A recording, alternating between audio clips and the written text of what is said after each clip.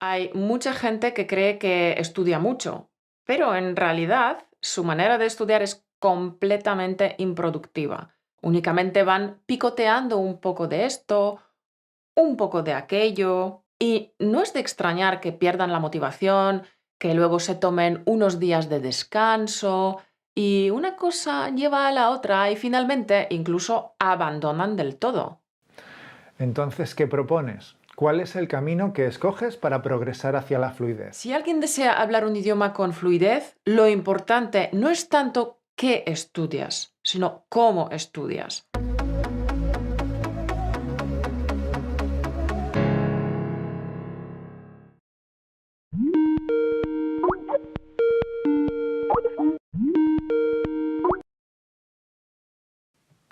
¿Qué tal, Caro? ¿Qué andas haciendo? Hola, Mauro. Estaba respondiendo los comentarios de nuestros alumnos. ¿Y tú? Yo acabo de terminar de estudiar el inglés y tengo la cabeza como un bombo. Y lo peor de todo, ¿sabes qué es? No, ¿el qué? Que llevo varios días dedicando bastante tiempo al inglés, pero no siento ningún progreso. No siento que haya avanzado ni jota, ni lo más mínimo, nada. Bueno, no exageres. Primero, el aprendizaje de idiomas es como una cebolla. Va por capas. Primero construyes una capa, encima le añades otra y luego otra. La mente añade la información nueva sobre la información que ya tiene asimilada, bien asentada. ¿Se entiende? Sí, lo pillo. Entonces, ver el progreso requiere un poco de tiempo y paciencia. Eso por un lado. Y por otro lado, si alguien desea hablar un idioma con fluidez, lo importante no es tanto qué estudias, sino cómo estudias. Además, no es cierto que no hayas avanzado nada. No digo que no puedas sentirte frustrado con tu progreso en estos momentos, pero avanzar, has avanzado mucho en los últimos meses. Antes de proseguir con la conversación, fíjate en las estructuras de subjuntivo que han aparecido en este primer minuto de nuestra conversación. No siento que haya avanzado nada. No es cierto que no hayas avanzado nada. No digo que no puedas sentirte frustrado. Son ejemplos de oraciones subordinadas introducidas por ciertos verbos que pueden ir seguidas de indicativo o de subjuntivo. Es importante que los diferencies. Fíjate en estos tres casos. Primero, se usa el indicativo detrás de verbos de opinión, pensamiento y percepción física o mental, como sentir, creer, opinar, pensar, considerar, parecer, recordar, estar seguro de. Se usa el indicativo cuando la frase está en forma afirmativa o interrogativa. Por ejemplo, siento que he avanzado mucho en mis estudios de inglés. ¿Sientes que has avanzado mucho en tus estudios de inglés? Sin embargo, cuando la frase está en forma negativa, la sigue el subjuntivo. Por ejemplo, no siento que haya avanzado nada. El segundo caso agrupa los verbos de habla y lengua. Por ejemplo, decir, afirmar, comentar. Cuando la frase es afirmativa o interrogativa, usamos el indicativo. Por ejemplo, digo que puedes sentirte frustrado. Y cuando aparece en forma negativa, la sigue el subjuntivo. No digo que no puedas sentirte frustrado. Y finalmente tenemos el tercer caso. Expresiones de certeza, como está claro que, es verdad que, es cierto que, es evidente que. Se usa el indicativo cuando la frase es afirmativa o interrogativa. Por ejemplo, es cierto que no he avanzado nada. Sin embargo, cuando la frase está en forma negativa, la sigue el subjuntivo. Por ejemplo, no es cierto que no hayas avanzado nada. ¿Qué? ¿Lo has pillado? Genial. Pues sigamos con nuestra conversación. Lo cierto es que llegar al nivel de fluidez en un idioma es un camino largo, porque el idioma es un sistema muy complejo y consta de varios ingredientes que hay que dominar si uno quiere comunicarse con facilidad y sin esfuerzo. Y con comunicarse te refieres a primero entender lo que me dicen y luego saber responder. Sí, sí. Esto siempre se lo repito a nuestros alumnos. Primero, entender el español hablado y luego hablar español con fluidez. La mayoría de los estudiantes se preocupa más sobre si cometen errores, si pronuncian bien, si saben suficiente vocabulario, o si han entendido ciertas reglas gramaticales complicadas. Para llegar al nivel de fluidez hay muchas piezas del rompecabezas que hay que encajar. Por lo general, los estudiantes de idiomas no tienen ni un sistema ni un plan de acción. Por tanto, aprenden idiomas dando palos de ciego. Se acercan al aprendizaje de idiomas de forma desorganizada y realizan actividades sin ton ni son. Hacen un poquito de gramática, luego ven alguna serie con subtítulos en su lengua materna, luego repasan listas de vocabulario. Ese camino no tiene ni pies ni cabeza. Muchas veces la razón de no progresar en el aprendizaje de idiomas es que falta un plan, un sistema, la dispersión, ¿A qué te refieres con la dispersión? a que el alumno no se centra en nada, se dispersa, se deja arrastrar por las cosas que le surgen a cada momento. Cuando encuentra algo que no entiende gramaticalmente, pues venga, dale que te pego estudiando las reglas gramaticales. Y se pierde por completo en su investigación sin darse cuenta de que pasan días y días sin hacer un progreso comunicativo satisfactorio en español. Ya, es totalmente inefectivo. Entonces, según tú, si uno controla su tiempo y su rutina, puede apreciar un verdadero progreso, una mejoría real. Sí, hay mucha gente que cree que estudia mucho, pero en realidad su manera de estudiar es completamente improductiva. Como no tienen un plan ni un método, van dando palos de ciego. Únicamente van picoteando un poco de esto, un poco de aquello, pero no mejoran ni jota. Y no es de extrañar que pierdan la motivación, que luego se tomen unos días de descanso, y una cosa lleva a la otra y finalmente incluso abandonan del todo. Volvemos en un periquete a la conversación, pero antes, ¿sabes qué significa dar palos de ciego? Dar palos de ciego significa hacer algo al azar, sin saber cómo se hace y sin poner atención, esperando que salga bien por casualidad. Imagina un niño con los ojos vendados que tiene que golpear una piñata. Daría golpes al aire con la esperanza de acertar, ¿verdad? Bueno, dar palos de ciego no tiene muchas probabilidades de éxito, ¿a que no? Bueno, continuemos. Ya comprendo, sin un plan, sin una ruta de progreso bien diseñada, tenemos todas las de perder. Sí, pero además de no tener un plan, constantemente nos dispersamos. Y más ahora con tanta sobresaturación. ¿Sobresaturación? Sí, porque ahora podemos tener todo lo que queremos en cuestión de segundos. Y esto significa que nuestras mentes están demasiado cargadas, sobresaturadas con todas las opciones que hay a nuestro alrededor. Ah, sí, sí, he leído sobre este fenómeno. De hecho, creo que lo llamaban fatiga de decisión. Es el gran reto de nuestra era. El exceso de opciones supone un tremendo desgaste para la mente. Hay miles de canales de televisión disponibles, millones de vídeos en YouTube. Puedes escuchar cualquier canción que se te antoje con un solo clic. Cualquier capricho lo puedes tener en cuestión de un clic.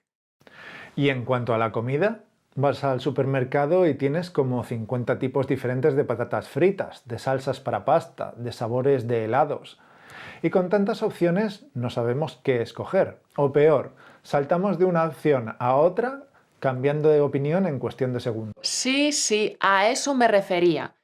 Yo, por ejemplo, siempre que salgo del supermercado estoy extenuada. Hay demasiada variedad y francamente me agota. Después de la compra, estoy hecha polvo. Ya, y con el aprendizaje de idiomas ocurre lo mismo, ¿no? Sí, primero, un idioma de por sí es un sistema complejo y la mayoría de los estudiantes no saben ni por dónde empezar, ni cómo proceder para alcanzar la fluidez. Por otro lado, hay una cantidad ingente de materiales, de cursos, vídeos, audios, libros, podcasts. Mira, no tener elección es malo, pero tener demasiadas opciones es incluso peor, porque al final nos estancamos. Entonces, ¿qué propones? ¿Cuál es el camino que escoges para progresar hacia la fluidez? Mira, ante tanta distracción y dispersión, la única solución es centrarse. No queda otra.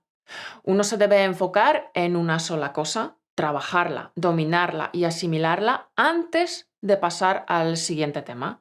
Siempre se lo digo a los alumnos. Enfócate. Tienes que ser como láser. Suena lógico, pero ¿cómo se traduce esto en la práctica? Si yo me estanco en algún proyecto y no veo ninguna mejora, entonces trabajo en sprints. ¿Sprints? ¿Pero no se dice que el idioma no es un sprint, sino una maratón?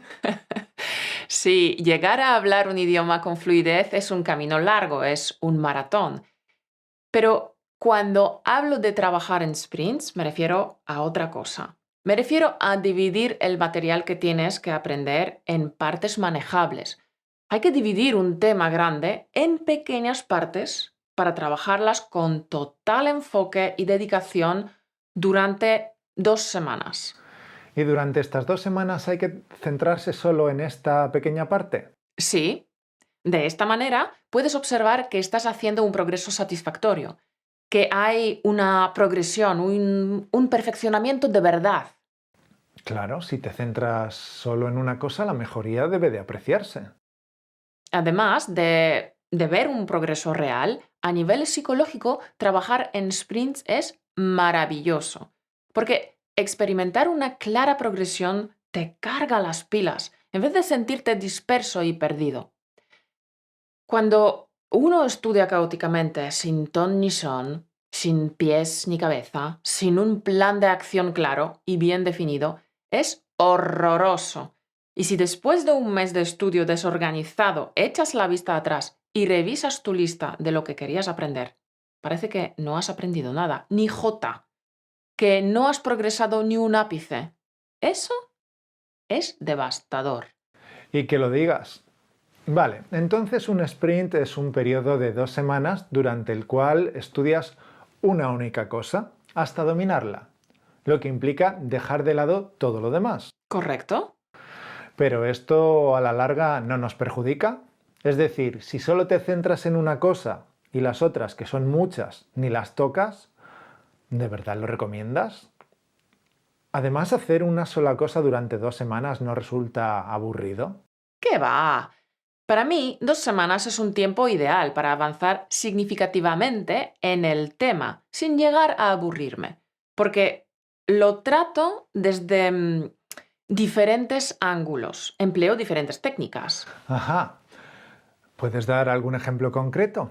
¿Qué se puede hacer en un sprint?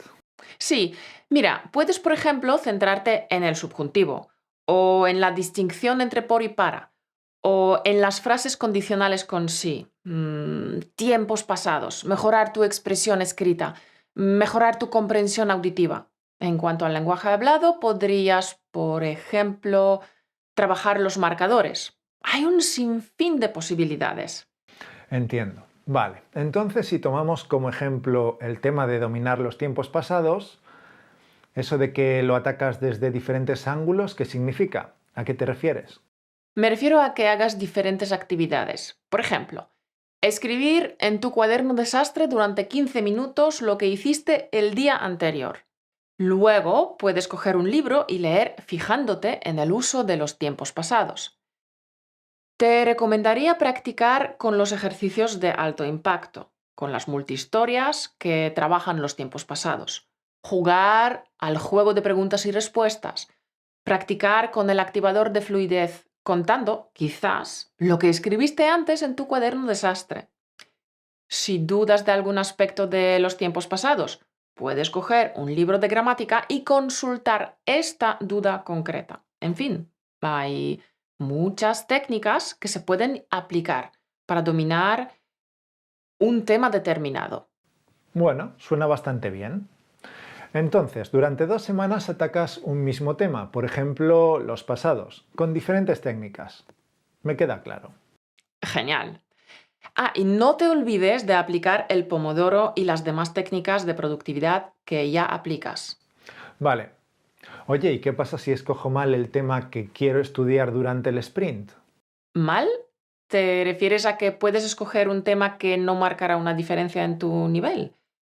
Bueno, la idea es escoger el tema que más te hará avanzar, aquello que te acercará más rápido hacia tu objetivo de hablar el idioma con fluidez. Obviamente, tienes que escoger bien el tema para tu sprint. Hey, me temo que esta conversación se ha alargado mucho. Por consiguiente, hemos decidido dividirla en 2 vídeos. En el siguiente capítulo, Caro contará 3 pasos para lograr un progreso rápido y satisfactorio en español, aplicando la técnica de los sprints. Si no quieres perdértelo, suscríbete a nuestro canal. Y recuerda que aparte de nuestros videopodcasts que publicamos cada 2 semanas, también tienes a tu disposición muchos más recursos en españolautomático.com. Cierto, tienes muchos recursos adicionales para ayudarte a hablar español como un nativo. Tenemos 4 cursos, una audioguía, las transcripciones que acompañan a los podcasts. También tienes las flashcards que no solo explican el vocabulario más interesante de nuestros vídeos, sino que tienen el audio incluido para que puedas mejorar tanto tu vocabulario como tu comprensión auditiva. Y ahora con los podcasts bisemanales tienes el doble de flashcards por cada capítulo. Pues claro, porque queremos que sigas adquiriendo nuevas palabras y expresiones al mismo ritmo, para que sigas deslumbrando a los nativos con tu riqueza de vocabulario. Todos estos recursos los puedes encontrar en nuestra pestaña de recursos en el link españolautomático.com/recursos. Tesoro, guarda la pestaña de los recursos en tus favoritos porque es la página donde debes acudir para estar al tanto de las novedades que se están cociendo en español automático. Y hablando de novedades, tengo que decir que estoy contento con el progreso que estamos haciendo con nuestro nuevo proyecto. Sí, estamos avanzando. Todavía queda mucho trabajo, pero estamos progresando. Es un proyecto enorme, pero creemos que te va a encantar y sobre todo que te va a ayudar un montón a pasar del estado pasivo de entender español al estado activo de hablarlo con facilidad y sin esfuerzo. Cierto. Iremos informándote sobre cómo progresa este gran proyecto. Mientras tanto, que tengas una semana maravillosa y productiva. Nos vemos en el siguiente capítulo. Un beso. Hay muchas piezas del Hay muchas piezas del rompecabezas. De hecho, creo que lo llamaban fatiga de.